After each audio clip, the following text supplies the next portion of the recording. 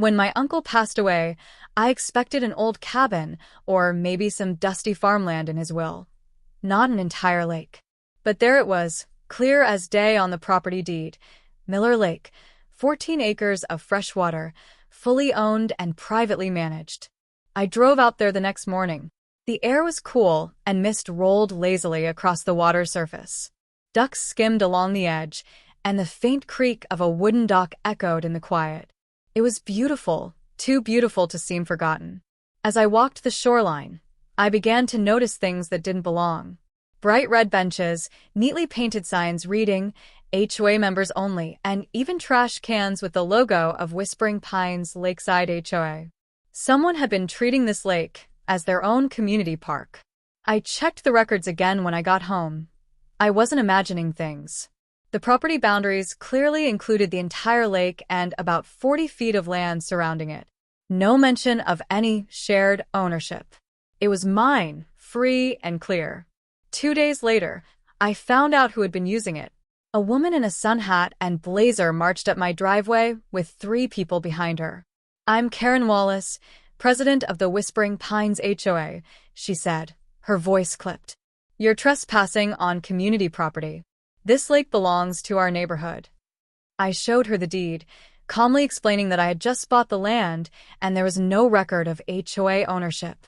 Karen's eyes narrowed. "You'll be hearing from our board," she snapped.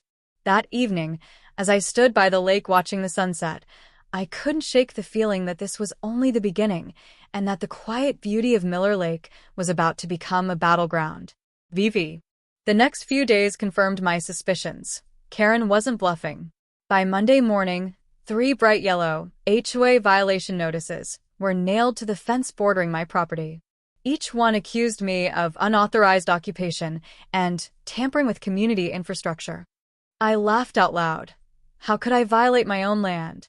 But the humor wore off fast when the mail started. Letters arrived almost daily, all bearing the HOA's letterhead.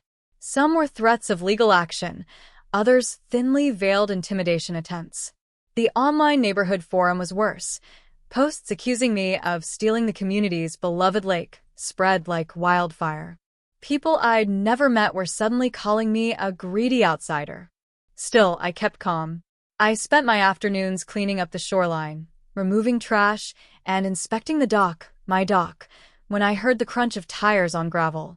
2 police cruisers rolled up, lights flashing. "Sir, we received a report of trespassing in progress," one officer said. Karen stood a few feet behind him, arms crossed, glaring at me like she'd already won. I handed the officer my property deed, survey map, and the official county registration proving ownership. He studied them carefully, then looked at Karen. "Ma'am," he said firmly, "this property doesn't belong to the HOA. You can't file trespassing claims here." Karen's face flushed red. "This is our lake. We've maintained it for years," she shouted. "Then you've been maintaining someone else's land," the officer replied, handing back my papers. As the patrol cars pulled away, Karen muttered something about getting the lawyers involved before storming off. I watched her retreating figure, realizing this wasn't over. After the police incident, I knew this wasn't just about pride, it was about power. The HOA had gotten used to controlling everything, and they weren't about to let go of their lake without a fight. But if Karen wanted a fight, she was about to lose it on paper. I spent days digging through county archives and property databases. Old survey maps, water easement records, even the original development blueprints from the 1980s. Every document told the same story. The Whispering Pines neighborhood was built around the lake, not on it. The land deed clearly showed the lake and surrounding buffer zone were privately owned by my late uncle and now legally by me. To be sure, I hired a land use lawyer named Ellen Brewer. She combed through every line of the HOA's charter and confirmed my findings. "They have zero claim," she said confidently.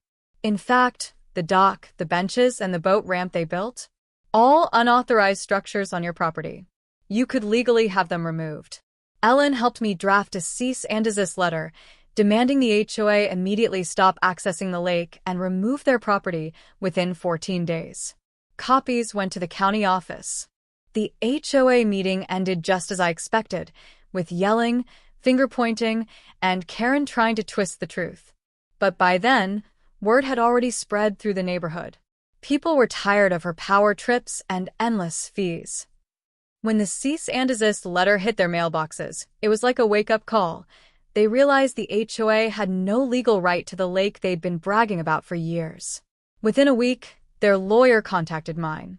The HOA wanted to settle the matter peacefully. Translation: they knew they'd lost. They agreed to dismantle the dock, remove all signs and benches, and formally acknowledge that Miller Lake was private property. The letter even included an apology, though it was written in the driest, most reluctant legal tone possible.